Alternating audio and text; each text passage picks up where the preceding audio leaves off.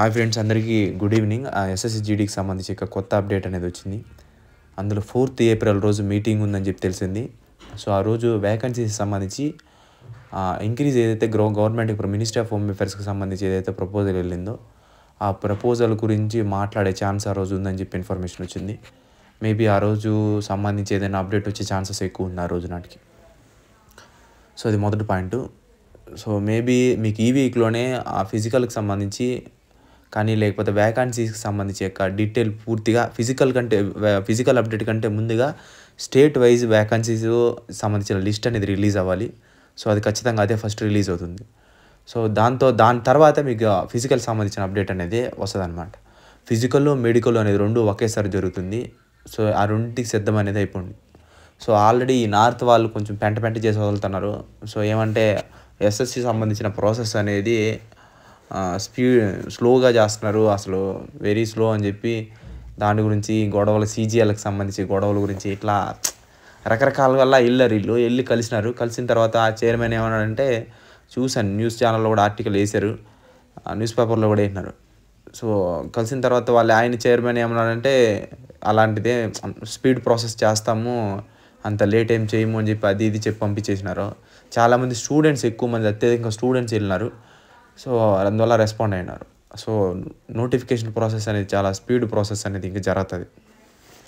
So ఎందుకంటే already ఆఫీసర్లు మారిపోయారు, కొత్త ఆఫీసర్లు వచ్చినారు. ఇప్పుడు చాలా స్పీడ్ జరుగుతాయి ప్రతి నోటిఫికేషన్ సంబంధించి. సో ఇప్పుడు నాకు తెలిసి వ్యాకెన్సీస్ అనేది మీకు ఇంక్రీజ్ అవుతుంది. ఎన్ని వ్యాకెన్సీస్ ఇంక్రీజ్ అవుతుంది అనేది మీకు 4వ తేదీ పైన అనేది తెలుస్తుంది. ఆ రోజే అప్డేట్ ఇస్తాడా లేకపోతే కొన్ని రోజులు గ్యాప్ ఇచ్చి అప్డేట్ ఇస్తాడా అనేది వెయిట్ చేయాల్సి అనేది ఉంటుంది. తర్వాత ఇంకోటి ఏమంటే నోడల్ ఫోర్స్కి సంబంధించి సిఆర్పిఎఫ్ నోడల్ ఫోర్స్ తీసుకుంటుందా లేకపోతే ఐటీబీపీ తీసుకుంటుందా తెలియదు. ఈ రెండిట్లో ఏదైనా ఒకటే తీసుకుంటుంది. ఈ రెండిట్లో ఏదో ఒకటి ఇచ్చేస్తారు ఖచ్చితంగా. ఎందుకంటే సిఆర్పిఎఫ్ వరుసగా నోడల్ ఫోర్స్ అనేది వాళ్ళది జరుగుతుంది. మేబీ వస్తే ఐటీబీపీ కన్నా రావాలి, లేదా సిఆర్పిఎఫ్ అన్న చేయాలి. ఈ రెండిట్లో ఏదో ఒకటి జరుగుతుంది ఖచ్చితంగా. నోడల్ ఫోర్స్ జరుగుతుంది. మొత్తం డిజిటల్ హైటు, వెయిట్, చెస్ట్ మొత్తం డిజిటల్ మిషన్స్ ద్వారానే కొలుస్తారు. రన్నింగ్ కూడా మీకు చిప్ అనేది పెడతారు, ఆర్ఎఫ్ఐడి సంబంధించి చిప్ పెడతారు. సీసీటీవీకి సంబంధించిన సీసీ కెమెరాల ద్వారా మీరు చేసే ప్రతి పని మీకు రికార్డింగ్ అనేది రికార్డ్ అవుతుంది. సో దానికి సంబంధించిన పూర్తి అప్డేట్తో సహా మీకు రిలీజ్ అవుతుంది. సో ఆల్రెడీ అదే ప్లాన్లో ఉన్నారు, ప్రాసెస్ కూడా అదే జరుగుతుంది. సో మీరు ఆ డిజిటల్ మిషన్స్ ద్వారా మామూలుగా నార్మల్గా మాన్యువల్గా కొలిచేదానికంటే డిజిటల్ మిషన్ ద్వారా కొలిచేదే బెటర్. ఎందుకంటే కొంతమంది పాయింట్లో వెళ్ళిపోతుంటారు. అదే డిజిటల్ మిషన్ అయితే పర్ఫెక్ట్గా కొలుస్తుంది.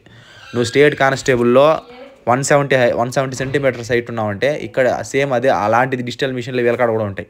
సేమ్ నువ్వు 170 సెంటీమీటర్స్ ఉంటే ఇక్కడ కూడా 170నే ఉంటుంది. అదేగా నువ్వు నార్మల్ మాన్యువల్గా అయితే కొంచెం తక్కువ ఉంటుంది అనమాట. వీళ్ళు కొలిచేది కొంచెం డిఫరెన్స్ కనిపిస్తుంది, అటు ఇటు కనిపిస్తుంది అంట. మనం మామూలు మనిషి కొలిచేది మిషన్ కొలిచేది డిఫరెంట్ ఉంటుంది ఖచ్చితంగా. సో మనుషులు కొలవడం కంటే మిషన్లు కొలవడం మేలు. ఏ టెన్షన్ లేదు, కరెక్ట్గా ఉంటే ఫిట్ అవుతారో సెలెక్ట్ అయిపోతారో, లేదంటే తీసేస్తారు, అంతే. Very simple. అక్కడ ఏ గొడవ ఉండదు, ఏ బాధ ఉండదు, ఇబ్బంది ఉండదు. ఎవరి మీద కూడా నిందలేయాల్సిన అవసరం కూడా లేదనమాట. సో ఎవరైతే 170 సెంటీమీటర్స్, ఏదైతే అమ్మాయిలకు సంబంధించి 155 సెంటీమీటర్స్ అన్ని క్యాస్ట్లు, ఎస్టీకి అయితే 150 సెంటీమీటర్స్ అమ్మాయిలు, అబ్బాయిలకు వచ్చి 162 సెంటీమీటర్స్ ఎవరైతే ఉన్నారో, సో చెస్ట్ వచ్చి 80 నుంచి 85 ఎవరైతే ఉన్నారో, సో ఈ ఎస్టీ క్యాండిడేట్ అయితే 82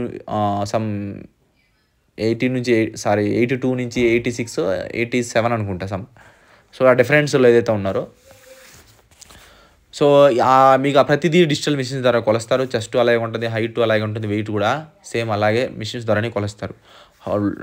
అండర్ వెయిట్ వల్ల ప్రాబ్లం ఏమి ఉండదు, ఓవర్ వెయిట్ వల్లనే ప్రాబ్లం వస్తుంది. ఎవరైతే మీ హైట్కి తగ్గట్టు చార్ట్లు అనేది నేను మళ్ళీ ఒకసారి పెట్టమని టెలిగ్రామ్ ఛానల్లో పెడతాను. సో మీ హైట్ ఎంతైతే ఉందో దానికి సంబంధించి వెయిట్ అనేది ఉండాలి. ఒకవేళ వెయిట్ తక్కువ ఉన్నా నో ప్రాబ్లం, ఎక్కువ కాకుండా చూసుకోండి. ఎక్కువ కూడా మినిమం 5 కేజీలు ఎక్స్ట్రా ఉన్నా కూడా ఏం కాదు. 10 కేజీలు 12 కేజీలు అతికి మించి తినేసి లావ్ అయిపోతే మనం ఏం చేయలేము. ఓవర్ వెయిట్ ప్రాబ్లం ఉంటుంది అనమాట. ఓవర్ వెయిట్ ఉంటే రిజెక్ట్ అయిపోతారు. దాన్ని చూసుకోండి గట్టిగా. మెజారిటీగా కలర్ బ్లైండ్నెస్, మేజర్గా ఈ ఓవర్ వెయిట్, ఈ పుట్టుమచ్చలు ఉంటాయి చూడండి, వాటిని కొంచెం గట్టిగా చూసుకోండి. అవి ప్రాబ్లం అనేది అవుతుంది. ఎవరైతే ఈ టాటోస్ ఉన్నాయో వాటిని ఇప్పుడే రిమూవ్ చేయండి, మళ్ళీ ఇబ్బంది తెచ్చుకోబాకండి. ఏదైనా ఫైల్స్ కావాలంటే ఇప్పుడే సర్జరీ చేసుకోండి. లాంగ్ సైట్ ఉంటే ఇప్పుడే లేజర్ ట్రీట్మెంట్ చేయించండి. సైనసైటిస్ ఇలాంటిది ఏదైనా ఉంటే ఇప్పుడు ముక్కులో ఏదైనా స్కిన్ లావ్ అయిపోయి కండ పెరిగిపోయి ఇట్లా ఏదైనా ఉంటే ఇప్పుడే తీపించండి. పెన్నిస్కి సంబంధించి స్కిన్ వెనక్కి రాకపోతే ఇప్పుడే సర్జరీ చేయించండి. అన్నీ ఇప్పుడే తెలుసుకోండి. మళ్ళీ ఆ టయానికి ఇబ్బందులు పని తెచ్చుకోబాకండి. అప్పటికప్పుడు టైం దొరకదు, మీరు రిజెక్ట్ అయిపోయే ఛాన్సెస్ ఎక్కువ ఉన్నాయన్నమాట. సో ఫిజికల్ ఇప్పటి నుంచే ప్రాక్టీస్ చేయండి. మీరు అప్పటికప్పుడు అంటే పని అవ్వదు. తర్వాత వచ్చి మీకు ఫిజికల్ ఎప్పుడు ఉంటుందని అడుగుతున్నారు. మీ నార్మలైజేషన్ ప్రాసెస్ ఆల్రెడీ నక్సల్ వాళ్ళకి అయిపోయింది, బార్డర్ వాళ్ళకి అయిపోయింది, అమ్మాయిలకి ఆల్రెడీ అయిపోయింది. అబ్బాయిలకి వచ్చి నక్సల్ బార్డర్ ఏరియా వాళ్ళకి అయిపోయింది. అది జనరల్ వాళ్ళకే నడుస్తుంది. జనరల్ వాళ్ళు అతికిమించి ఉన్నారు కాబట్టి వాళ్ళ ప్రాసెస్ జరుగుతుంది. ఇప్పుడు వాళ్ళది కంప్లీట్ అయిపోతే ఇంక అయిపోయినట్టు నార్మలైజేషన్ అవ్వగానే. ఆ నార్మలైజేషన్ క్లియర్ అవ్వగానే state wise vacancies list release చేస్తారు. లిస్ట్ రిలీజ్ చేసిన ఒక 10 నుంచి 11 రోజుల్లో 10-12 రోజుల మధ్యలో దిగుతుంది. ఫిజికల్కి సంబంధించి అప్డేట్ అనేది రిలీజ్ అవుతుంది. ఫిజికల్ ఒకే టైంలో ఉంటుంది, మెడికల్ అప్పటికప్పుడే ప్రాసెస్ అనేది ఒకే టైంలోనే జరుగుతుంది. సో ఈసారి కూడా అదే విధంగా ఉంటుంది. కానీ ఏమంటే ఆ నోడల్ ఫోర్స్ అనేది ఇంకా ఫైనల్ కాల. అది సిఆర్పీ పోల్ దగ్గర పెట్టుకుంటారా లేకపోతే వీళ్ళకి ఐటీబీ పోల్కి ఇస్తారా తిల్లే. సో ఆల్రెడీ మీరు ఏదైతే బీఎస్ఎఫ్ సంబంధించి హెచ్సిఎం ఏదైతే పోయినారో సేమ్ టు సేమ్ మీరు సేమ్ ఫిజికల్ పోయిన వాళ్ళు ఎలా అయితే మీకు మిషన్స్ పెట్టారో, చిప్కి పెట్టారో కాల్కి, హైట్ వెయిట్ ఎలాగైతే కొలిసారో same to same ditto SSC జూడీలుగా సేమ్ టు సేమ్ అలాగే ఉంటుంది. మీరు ఆ డిజిటల్ మిషన్స్ ద్వారా భయపడాల్సిన పని లేదు. స్టేట్ కానిస్టేబుల్ కూడా అవే పెడుతున్నారు. ఆడేముండదు డిఫరెన్స్. సో మామూలుగా మనం ఇబ్బందులు పడేదానికంటే దాని ద్వారా ఇంకా బెటరు, పర్ఫెక్ట్గా ఎక్యురేట్గా ఉంటుంది అనమాట. సో మేబీ ఆ 4వ తేదీ రోజు ఆ వ్యాకెన్సీ సంబంధించి ఎన్ని వ్యాకెన్సీస్ ఇంక్రీజ్ చేయాలా అనే దాని గురించి, ఈ నోడల్ ఫోర్స్ గురించి, వీటి గురించి మాట్లాడతారు మేబీ. ఇంకా అవే ఉన్నాయి జీడీ గురించి సంబంధించి. ఇంకా మన ముందుండేది అవే అనమాట. ఆ రిజల్ట్స్ గురించి ఎప్పుడు ఇవ్వాలి, ఫిజికల్ ఎప్పుడు కండక్ట్ చేయాలి, ఎన్ని సెంటర్లో ఏమి, సో వాటి గురించే మాట్లాడతారు.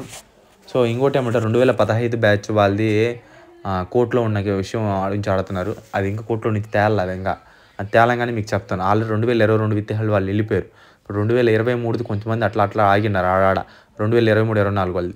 ఈ 2024 బ్యాచ్ వాళ్ళు ఏదైతే విద్యార్థులు ఉన్నారో మేము ఆల్రెడీ తమ్ముకు మిమ్మల్ని పిలిచినారు. ఆల్రెడీ వేలు ముద్రలు వేయించుకున్నారు, పిలిచినారు.